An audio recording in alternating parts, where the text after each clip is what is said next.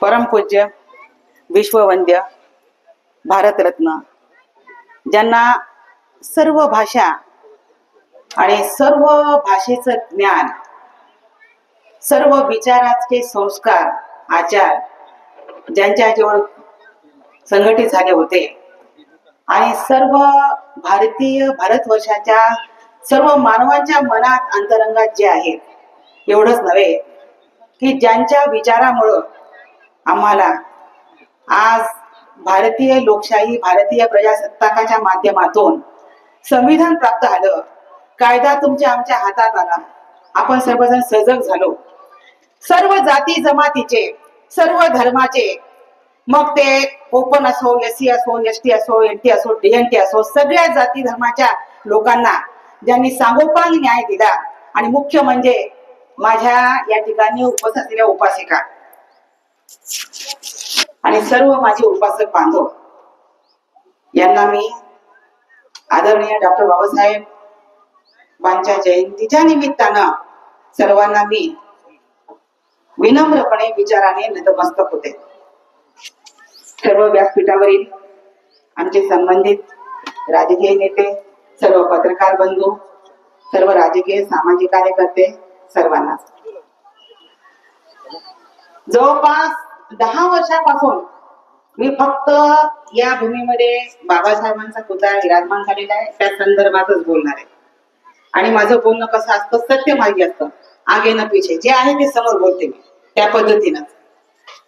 10 वर्षापासून मी जीवन पाटील, सर्वच जण जीवन पाटील ज्यावेळेस सभापती होते त्यावेळेस त्यांनी या भागाचा चांगला विकास केला होता.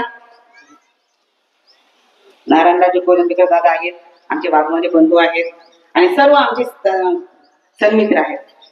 खूप सुंदर, सगळ्यात चांगलं आदर्श असं नांदेडच्या विसावा गार्डन नंतर सगळ्यात चांगलं असेल तर हे आमचं गार्डन होतं. आमची लहान मुलं ठिकाणी खेळायची, बागडायची, शाळेतून आल्यानंतर श्रमपरिहार करायचे, वृद्ध माणसं आमच्या सुद्धा या ठिकाणी यायचे, बाया बापड्या आमच्या थकून स्वयंपाकरी केल्यानंतर रिकामपणामध्ये येऊन बसायच्या, करायच्या. परंतु 10 वर्षापासून मात्र, 10 वर्षाच्या पूर्वीची गोष्ट सांगते, अगदी जंगल झालं होतं. बऱ्याच वेळेस मला इथे बोलायचे मॅडम बघा एवढा मोठा नाग निघाला, एवढा मोठा साप आमच्या घरात आला.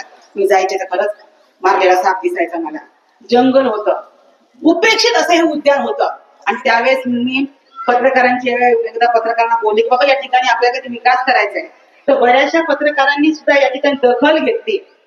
बऱ्याच जणांनी आणि माझे नाव टाकले की बाबा ह्या नगरसेवका, माजी नगरसेवकांचं मत आहे की हे सगळ्यांनी चांगलं आलं पाहिजे. आणि महापुरुषांच्या नावाखाली, त्यांच्या विचाराच्या अनुषंगानं जर या ठिकाणी उद्यान विकसित झालं तर सर्वांनी टाळ्याच वाजवल्या पाहिजेत. आणि मी अगदी धाडसानं म्हणते, मी कोणत्याही जातीची नाही, जमातीची नाही, ब्राह्मण नाही, हिंदू नाही, नवी एक पंथाचा, मी एक मानव आहे. बाबासाहेबांनी मानवाला अधिकार दिले, त्यातली मी एक आहे. आणि या उद्यानाचा विकास झाला पाहिजे. आणि हे जे नांदेड पार्कचं नाव दिलेलं आहे डॉक्टर बाबासाहेब आंबेडकर, हे एका महापुरुषांच्या विचाराचा पार्क जर नाव दिलं असेल तर त्याची माझी सहमती आहे. सांगते केवळ मी तुमच्या बरोबरच आहे. असं नाही की या ठिकाणी बाई इथं बोलली, वेगळं बोलली. आणि याचं माझं लाईव्हच चाललेलं आहे, म्हणजे मी अगदी खरीच बोलत आहे, मागं नाही पुढं नाही. विचारात बाबासाहेबांच्या विचाराची मी काय एक सेवक आहे आणि सेविका आहे. म्हणून या ठिकाणी सांगते की बाबासाहेबांच्या विचारामुळं, आचारामुळं मी आज शिक्षिका झाले.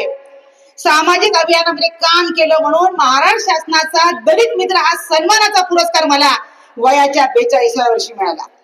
त्यावेळेस महिलांना 40 वर्ष होतं 2001च्या वेळेस. आता नंतर वाढली माझी वयोमर्यादा. तर 40 बरेच जण आक्षेप घेतले म्हणे मराठा समाजाची बाई याला कसं मिळालं. का हो, बाबासाहेबांनी समाज पाहिला काय, ओपनच्या बाईला शिकवलं. आज मी आज एवढी शिक्षित झाले आणि सगळ्या सिडको हडकोतल्या मुलांना शिकवलं. काय शिकवलं तर सम्यक ज्ञान, सम्यक विचार शिकवलेला आहे. आणि ते विचाराच्या अनुषंगानेच मी वागते. आणि म्हणते सर्व या ठिकाणच्या उपासिकांना मी आवाहन करते की डॉक्टर बाबासाहेब आंबेडकर हे नावच दिलं पाहिजे या उद्यानाला. एवढंच नव्हे तर तुम्ही माझ्याबरोबर चला, आपण जाऊ. ज्यावेळेस निवडणुका होतील आणि आमचे जीवन पाटील निवडून येतील किंवा तिरुपती घोगरे निवडून येतील, कोणी निवडून येणार का? मला ते इलेक्शन लढवायची नाही सांगितलेलं आहे. घेऊच नका कोणी. चला बाबा ही बाई इलेक्शन उभा राहील, परंतु मला की नाही इलेक्शन त्यावेळेस जावं लागेल, विचार मध्ये मांडावं लागतील, परंतु लढवणार नाही. सर्वदेव साहेब तुम्हाला सांगते, गजवारे साहेब परंतु अगदी विचारानं सांगते मी तुम्हाला सर्वांना की ज्यावेळेस इलेक्शन होतील, पहिल्यांदा जीबीची मीटिंग होईल, त्यावेळी डॉक्टर बाबासाहेब आंबेडकर पाकच हे नाव दिलं पाहिजे, अशा प्रकारचं माझी एक सही असेल माझी नगरसेवकेची. एवढं बोलते. जय हिंद, जय महाराष्ट्र, जय भीम.